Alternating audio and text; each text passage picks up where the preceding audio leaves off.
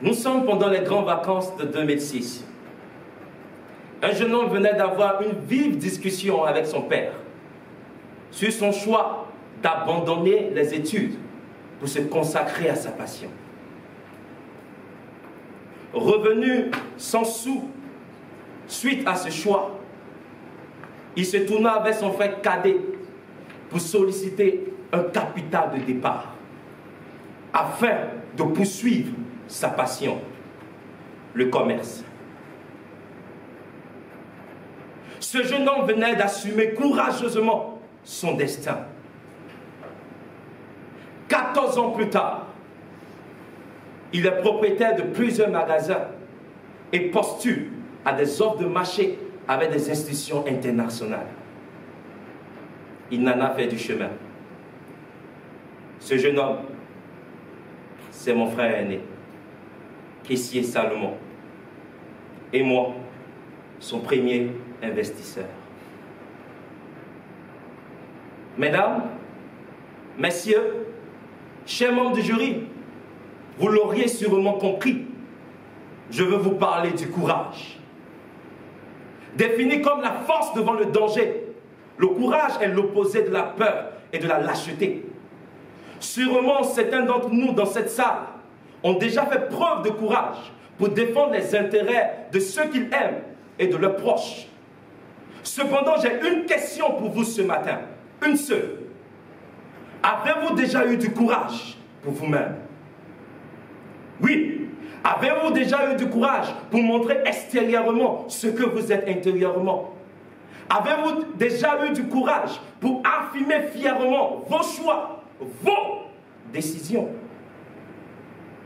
Où êtes-vous de la trempe de personnes qui aident les autres à réaliser leurs désirs et enfouir les leurs? Oui, il faut du courage pour réussir. Car sur le chemin du succès, bon nombre de réalités existent, au rang desquelles le mépris. Si vous voulez ne pas vous faire des ennemis, alors rentrez dans la masse. Si vous êtes conscient de la perception des autres sur vous, que des qualités intrinsèques que la nature vous a accordées, alors neutralisez-vous. Faites comme tout le monde. Agissez comme eux. Parlez comme eux. Mangez comme eux. Faites tout ce qu'ils font. Et lorsque vous aurez accompli tout ceci, vous aurez dilué le caractère unique qui vous fait. Et vous n'aurez plus besoin de courage pour être différent. Car oui, il faut du courage pour affirmer son opinion. Il faut du courage pour arpenter des voies inconnues. Et peut-être qu'il vous a fallu du courage pour prendre la parole ici ce matin.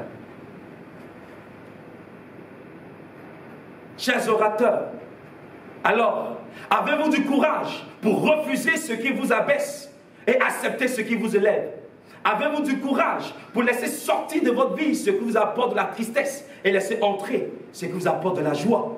Avez-vous du courage pour pouvoir regarder à vos peurs d'hier et les confronter au lieu de les fuir? Avez-vous du courage pour assumer le destin qui vous a été donné, tracé? Chers amis, j'ai une question pour vous ce matin. Avez-vous déjà eu du courage pour vous-même? Pour ma part, le témoignage de mon grand frère m'a servi de modèle lorsque je devais être le jeune président à occuper un poste de responsabilité, ou même lorsque je devais démissionner d'un poste parce que je ne me sentais plus à l'aise. Alors si pour vous ce matin, la réponse est positive et que malgré cela, vous avez peur, souvenez-vous des paroles de l'illustre Nelson Mandela qui dit ceci: le courage n'est pas l'absence de peur, mais la capacité de vaincre la peur. J'aime aussi le récit biblique qui dit: il ne survient à l'homme aucune épreuve qui ne soit au-delà de ses capacités. Chers orateurs, vous l'aurez compris, la peur pour nous n'est pas notre ennemi, mais un catalyseur pour révéler notre courage.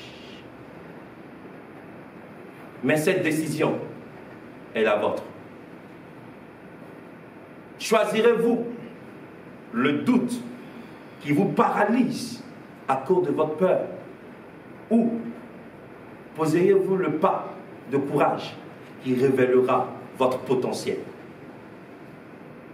La décision vous appartient.